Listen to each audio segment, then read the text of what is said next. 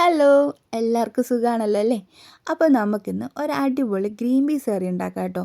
അപ്പം നമ്മൾ എപ്പോഴും ഉണ്ടാക്കുന്നതിൽ നിന്ന് ഒന്ന് വ്യത്യസ്തമായിട്ടുള്ള രീതിയിലാണ് ഇന്ന് ഉണ്ടാക്കുന്നത്. അപ്പോൾ വെള്ള ഗ്രീൻ പീസ് കറിയാണ്. അപ്പോൾ അതെങ്ങനെയാണ് ഉണ്ടാക്കുന്നത് നമുക്കൊന്ന് നോക്കാം. അതിനായിട്ട് ഞാനിവിടെ ഒരു കുക്കറാണ് ചൂടാക്കാൻ വെച്ചിട്ടുള്ളത് കേട്ടോ. അതൊന്ന് ചൂടായി വന്നപ്പോൾ അതിലേക്ക് 1.5 ടേബിൾ സ്പൂൺ എണ്ണ ഒഴിച്ച് കൊടുക്കുന്നുണ്ട്. എണ്ണ ഒന്ന് ചൂടായി വരുമ്പോൾ അതിലേക്ക് ഒരു ചെറിയ കഷ്ണം പട്ട ഇതുപോലൊന്ന് മുറിച്ചിട്ട് കൊടുക്കുന്നുണ്ട്. അതിൻ്റെ കൂടെ തന്നെ 2 ഏലക്കായും 3 ഗ്രാമ്പും കൂടി ഇട്ട് കൊടുക്കാം. അതൊന്ന് ചൂടായി വരുമ്പോൾ ഇതിലേക്ക് നമുക്ക് സവാള ഇട്ട് കൊടുക്കണം.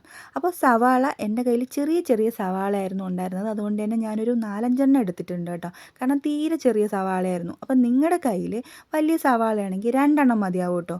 അപ്പം നമ്മൾ എത്രത്തോളമാണ് ഗ്രീൻ പീസ് എടുക്കുന്നത് അതിനനുസരിച്ച് വേണം നമുക്കിതിലേക്ക് സവാള കൂട്ടണോ കുറയ്ക്കണോ എന്നൊക്കെ നമുക്ക് തീരുമാനിക്കേണ്ടത്. അപ്പം ഞാനിവിടെ എടുത്തിട്ടുള്ളത് ഒരു 200 ഗ്രാം ഗ്രീൻ പീസാണ് കേട്ടോ.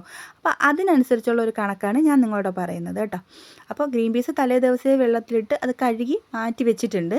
അപ്പം നമുക്ക് ഈ സവാള ഒന്ന് വഴറ്റിയെടുക്കാം. അപ്പോൾ ഈ സവാള വഴന്നു വരുന്നെന്ന് പറയുമ്പോൾ ഒരുപാടങ്ങ് വഴറ്റി നന്നായിട്ട് കളറ് മാറി കുഴഞ്ഞു പോകേണ്ട കാര്യമൊന്നുമില്ല കേട്ടോ. ഒന്ന് വെന്ത് വന്നാൽ മതി.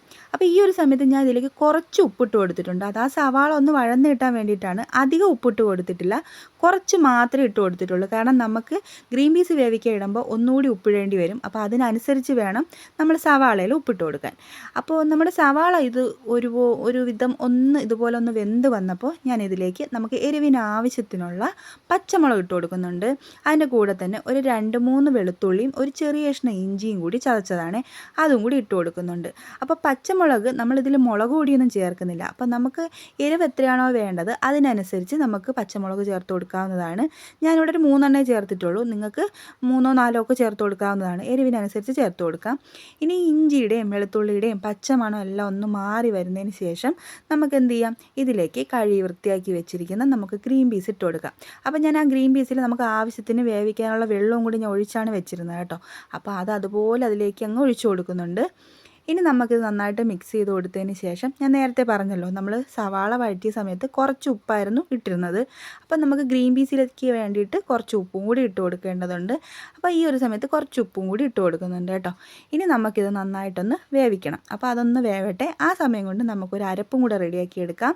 അതിനായിട്ട് ഞാനിവിടെ അരമുറി തേങ്ങ ചെരുകിയത് ഒരു മിക്സിയുടെ ജാറിലേക്ക് ഇട്ട് കൊടുത്തിട്ടുണ്ട്. അതിലേക്ക് ഒരു ചെറിയ കഷ്ണം പട്ടയും പിന്നെ കാഷ്യൂ നട്ട്സ് ആണ് കേട്ടോ. അതൊരു 2 ടേബിൾ സ്പൂണോളം വരും. ആ ഒരു രീതിയിലാണ് ഇട്ട് കൊടുത്തേക്കുന്നത് കേട്ടോ. അപ്പോൾ എത്രത്തോളം ഇടോ അതിനനുസരിച്ച് ടേസ്റ്റ് ഉണ്ടാവും, ഒരുപാട് ഇടണ്ട. പിന്നെ ഒരു 1/2 ടീസ്പൂൺ പെരുംജീരകത്തിൻ്റെ പൊടിയാണ് കേട്ടോ. അപ്പോൾ പൊടിയില്ലെങ്കിൽ മുഴുവനോടുള്ളത് ഇട്ട് കൊടുത്താലും മതി. അത് നല്ല പേസ്റ്റ് പോലെ ഒന്ന് അരച്ചെടുക്കണം, അത്രയേ ഉള്ളൂ കേട്ടോ. നമ്മുടെ ഗ്രീൻ പീസൊക്കെ നന്നായിട്ട് വെന്തിട്ടുണ്ട്, കാണുമ്പോൾ തന്നെ മനസ്സിലാവും. ഇനി നമുക്ക് ഇത് വേറൊരു പാത്രത്തിലേക്ക് ഞാൻ ഒന്ന് മാറ്റുന്നുണ്ട്. കാരണം നിങ്ങൾക്ക് കാണാൻ സൗകര്യത്തിന് വേണ്ടിയിട്ടാണ് കേട്ടോ. അപ്പോൾ ഇനി ഇത് നമുക്ക് നന്നായിട്ടൊന്ന് തിളപ്പിച്ചെടുക്കാം. അപ്പോൾ നിങ്ങൾക്ക് എൻ്റെ വീഡിയോസൊക്കെ ഇഷ്ടപ്പെടുകയാണെങ്കിലേ ഒന്ന് ലൈക്ക് ചെയ്യാനും സബ്സ്ക്രൈബ് ചെയ്യാനും എന്തെങ്കിലും അഭിപ്രായം പറയാനുണ്ടെങ്കിൽ അത് കമൻറ്റായിട്ട് രേഖപ്പെടുത്താനൊന്നും മറന്നു പോകരുത് കേട്ടോ. അപ്പം നമ്മുടെ കറി തിളച്ചിട്ടുണ്ട്. തിളച്ച് വന്നപ്പോൾ ഞാനിതിലേക്ക് നമ്മൾ അരച്ച് വെച്ചിരുന്ന അരപ്പങ്ങ് ചേർത്ത് കൊടുത്ത് ആ മിക്സിയുടെ ജാറിൽ കുറച്ച് വെള്ളവും കൂടി ഒഴിച്ച് അതും കൂടെ ഒന്ന് കഴുകി ഒഴിച്ച് കൊടുക്കുന്നുണ്ട് കേട്ടോ. ഇനി നന്നായിട്ട് നമുക്ക് മിക്സ് ചെയ്ത് കൊടുക്കാം.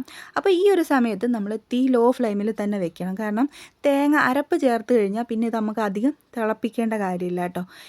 ഇനി ഇതിലേക്ക് ഒരു തണ്ട് കറിവേപ്പില കൂടി ഇട്ട് കൊടുക്കുന്നുണ്ട്. അതും കൂടി ഇട്ട് നന്നായിട്ടൊന്ന് മിക്സ് ചെയ്ത് കൊടുക്കാം. അപ്പോൾ ഈ ഒരു സമയമൊക്കെ നമ്മൾ തീ ലോ ഫ്ലെയിമിൽ തന്നെ ഇട്ടേക്കണത്. നന്നായിട്ട് അങ്ങ് തിളച്ച് പോകണ്ട, ഒന്ന് ചൂടായി കിട്ടിയാൽ മാത്രം മതി കേട്ടോ. ഇനി നമുക്ക് ലാസ്റ്റായിട്ട് ഇതിലേക്ക് വേണ്ടത് എന്താണെന്നറിയോ? 1 ടേബിൾ സ്പൂണോളം നെയ്യാണ് കേട്ടോ. അതും കൂടി ഒഴിച്ച് കഴിഞ്ഞാൽ ഞാൻ തീ ഓഫ് ചെയ്തിട്ടുണ്ട്. ഇപ്പം നമ്മുടെ പാത്രത്തിൻ്റെ ചൂടിലിരുന്ന് ഒന്ന് തിളയ്ക്കുന്നതാണ്. ഇനി നമുക്കിത് നന്നായിട്ട് മിക്സ് ചെയ്ത് കൊടുക്കാം. ഇപ്പം തന്നെ നല്ല മണം വരുന്നുണ്ട് കേട്ടോ.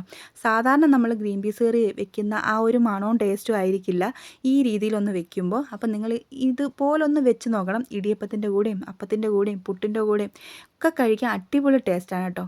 അപ്പോൾ എന്തായാലും ഇതുപോലെ ഉണ്ടാക്കാൻ മറന്നു പോകരുത്. അപ്പോൾ ഓക്കെ.